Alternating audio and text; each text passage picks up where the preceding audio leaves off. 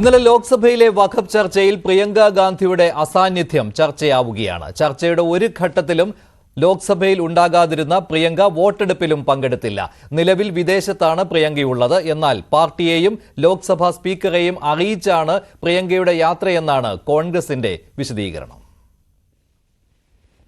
8 മണിക്കൂർ നിശ്ചയിച്ച വഖഫ് ചർച്ചയിൽ കോൺഗ്രസിന് അനുവദിച്ചത് 1 മണിക്കൂറും 40 മിനിറ്റുമായിരുന്നു.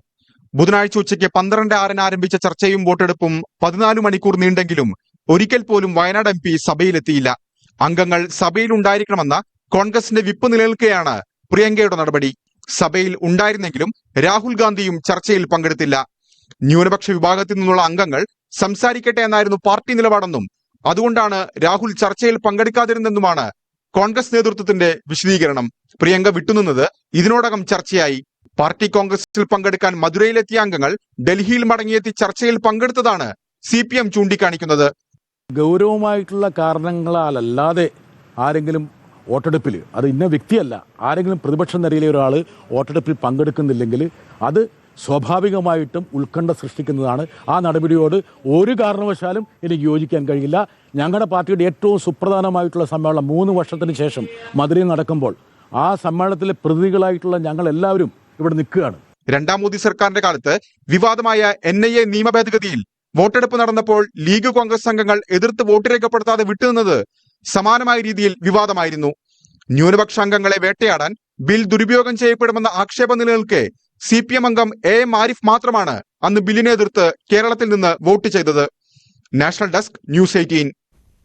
വഖഫ് നിയമ ഭേദഗതി ബിൽ രാജ്യസഭയിൽ ഉടൻ തന്നെ ചർച്ച തുടങ്ങും. 14 മണിക്കൂർ നീണ്ട നടപടികൾക്ക് ഒടുവിലാണ് ബിൽ ഇന്നലെ ലോക്സഭ പാസാക്കിയത്. ഇന്ന് രാജ്യസഭയിലും ബിൽ പാസ്സാകേണ്ടതുണ്ട്. പ്രതിപക്ഷം കൊണ്ടുവന്ന ഭേദഗതി നിർദ്ദേശങ്ങൾ ഇന്നലെ ലോക്സഭ തള്ളിക്കളഞ്ഞിരുന്നു. ബില്ലിനെതിരെ സുപ്രീം കോടതിയെ സമീപിക്കുമെന്നാണ് DMK അറിയിച്ചിട്ടുള്ളത്. കൂടുതൽ വിവരങ്ങളുമായി ER രാഗേഷ് ചേരുകയാണ്. രാഗേഷ്, രാജ്യസഭയിലെ നിലവിലെ അംഗബലം അനുസരിച്ച് പാസാക്കി എടുക്കുവാൻ ബുദ്ധിമുട്ടുണ്ടാവുകയില്ലല്ലോ? മഞ്ജുഷ്, ഇപ്പോൾ ഏതായാലും ബില്ല് അവതരിപ്പിക്കുകയാണ് ന്യൂനപക്ഷ മന്ത്രി കിരൺ റിജിജു. സൂചിപ്പിച്ച പോലെ തന്നെ ലോക്സഭയിലേതുപോലെ തന്നെ രാജ്യസഭ കടക്കുക, ആ കടമ്പ കടക്കുക സർക്കാരിനെ സംബന്ധിച്ച് വലിയ പ്രയാസമില്ല. കാരണം നിലവിൽ രാജ്യസഭയുടെ അംഗബലം 237ആണ്. 119 അംഗങ്ങളുടെ പിന്തുണ ഉണ്ടെങ്കിൽ ബിൽ പാസ്സാക്കാം. 122 അംഗങ്ങൾ സർക്കാർ പക്ഷത്തുണ്ട്. അതുകൊണ്ട് തന്നെ രാജ്യസഭയും ബില്ല് കടന്ന് രാഷ്ട്രപതി ഒപ്പുവെക്കുന്നതോടുകൂടി ഇത് നിയമമാകുകയും ചെയ്യും.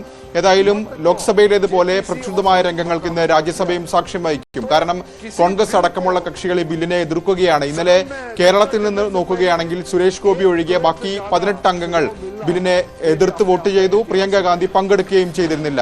ഏതായാലും രാജ്യസഭയിലും സമാനമായ സ്ഥിതിവിശേഷം തന്നെയാണ് ഉണ്ടാകാൻ പോകുന്നത്. 8 മണിക്കൂർ ചർച്ച നിശ്ചയിച്ചിരിക്കുന്നത്. അപ്പോൾ ഏതാണ്ട് 1:05 അല്ലെങ്കിൽ 1:06 ചർച്ച ആരംഭിച്ചാൽ നിലവിലെ പ്രകാരം ഏതാണ്ട് 9 മണി 10 മണി വരെ ചർച്ച നീണ്ടുപോയേക്കാം. പക്ഷേ ഇന്നലെ അങ്ങനെ നിശ്ചയിച്ച ചർച്ചയാണ് അർദ്ധരാത്രി വരെ നീണ്ടതും പിന്നീട് ഭേദഗതി ഒക്കെ തന്നെ വോട്ടിനിട്ട് തള്ളുകയും ചെയ്തത്. സമാനമായ സാഹചര്യം രാജ്യസഭയിലും ഉണ്ടാകുമ്പോൾ ഒരു 12 മണി വരെയൊക്കെ ഇന്നും രാജ്യസഭാ നടപടികൾ നീണ്ടാക്കാം. ഏതായാലും ഈ ബില്ല് ഈ സഭാ സമ്മേളനത്തിൽ തന്നെ കൊണ്ടുവരും എന്നത് സർക്കാരിന്റെ നിലപാടായിരുന്നു. നാളെ സഭ അവസാനിക്കാനിരിക്കെ ഇന്ന് തന്നെ രാജ്യസഭയും കടന്നേക്കും. മറുവശത്ത് പ്രതിഷേധവും ശക്തമായി തന്നെ തുടരുകയാണ്. മുസ്ലിം ലീഗ് നേരത്തെ തന്നെ നിലപാട് പറഞ്ഞാണ് ബില്ല് പാസ്സായാലും സുപ്രീം കോടതിയെ സമീപിക്കുമെന്ന്. ഇപ്പോൾ DMK കൂടി, തമിഴ്നാട് സർക്കാർ കൂടി വഖഫിനെ ചോദ്യം ചെയ്തുകൊണ്ട്, നിയമത്തെ ചോദ്യം ചെയ്തുകൊണ്ട് സുപ്രീം കോടതിയെ സമീപിക്കുമെന്ന് പ്രഖ്യാപിച്ചിരിക്കുന്നു മുഖ്യമന്ത്രി MK സ്റ്റാലിൻ. മഞ്ജുഷ്. ശരി രാകേഷ്. കിരൺ റിജിജു ഇപ്പോൾ രാജ്യസഭയിൽ धन्यवाद देना चाहूंगा. बाकी जो इस बिल में बोलने वाले हैं उनको धन्यवाद. मैं जब जवाब दूंगा आखिरी में तो मैं जवाब देते समय धन्यवाद जरूर मैं रखूंगा. सर, हर व्यक्ति, मैं तो इस सदन में एक मंत्री के रूप में बोल रहा हूं, लेकिन साधारण रूप से ये एक्सपेक्ट करता है कि कोई अच्छा काम करेगा तो उसका तारीफ भी जरूर होगा. और खास करके उन लोगों से तारीफ ज्यादा मिलेगा जिसका इच्छा को मैं पूरा कर रहा हूं. इसलिए सभापति महोदय जी, 1976 में जब वक्फ इंक्वायरी रिपोर्ट को पेश किया गया था, वो कमेटी किसने बनाया था सर? कांग्रेस सरकार ने कमेटी गठन किया, वक्फ इंक्वायरी कमीशन बिठाया.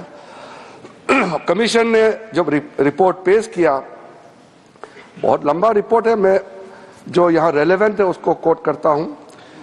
misused by Mutawallis, and the inquiry committee called out the Mutawallis misusing the authority and power and proposed for steps to be taken.